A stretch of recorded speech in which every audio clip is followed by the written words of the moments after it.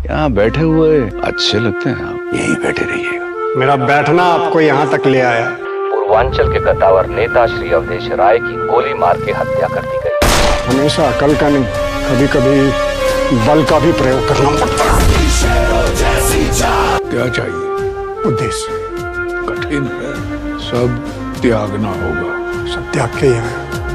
गुरु ढूंढा है ना, तो उस पर विश्वास रखो। हम नाम घोषित करते हैं अगले उत्तराधिकारी का। आपने छीन लिया मेरे बेटे को, तुझे तो मेरे राम देखेंगे। अस्पताल में पूर्ण प्रशासन चाहिए। गंगा तो अब बहेगी।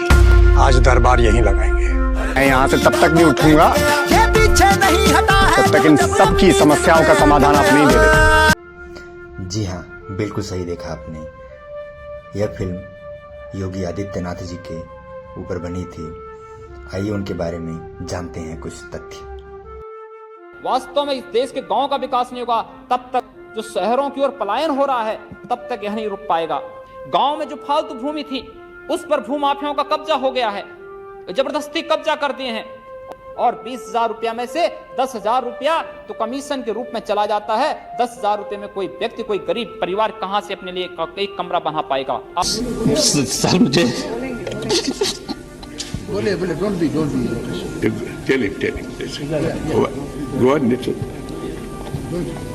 योगी जी।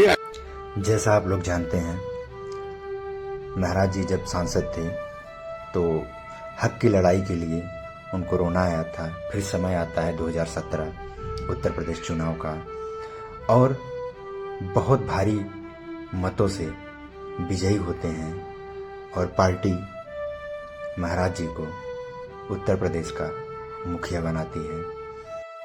महाराज जी अपने माता जी का आशीर्वाद लेके शुरुआत करते हैं उत्तर प्रदेश के नए सफर का। आप सारे अपराधियों को पालेंगे, उनको माल्यार्पण करेंगे, उन्हें गले का हार बनाएंगे और दूसरी तरफ फिर दोषारोपण भी करेंगे।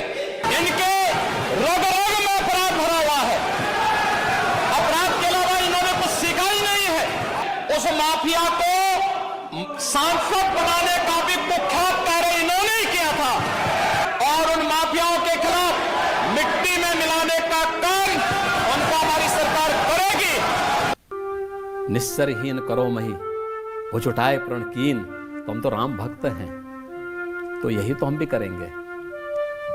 जो निस्सर पापी हैं, जो गरीबों को, व्यापारियों को, बेटियों को, सामान्य नागरिकों को, राह चलते हुए नागरिकों की सुरक्षा के लिए खतरे बने हुए हैं। लोग कहते हैं नो बेल नो जेल, सीधा प्रभु से बेल। जिस व्यक्ति ने सैकड़ों लोगों को मारा हो और कब तक बसता बसता फिरेगा? तो मैंने लोगों से कहा कि देखो, संतों का काम ही होता है। दो प्रकार के संत हैं। एक संत वो हैं जिनसे सज्जन व्यक्ति मिलता है और मिलते ही मोक्ष को प्राप्त करता है।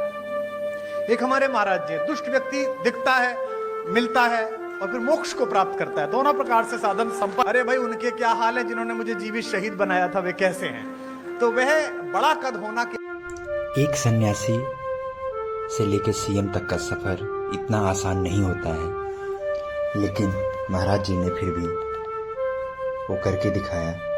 कुछ लोग इसे किस्मत समझ सकते हैं, कुछ लोग इसे मेहनत समझ सकते हैं, लेकिन महाराज जी सबके दिलों में राज करते हैं और आज युवा की पहली पसंद है महाराज जी।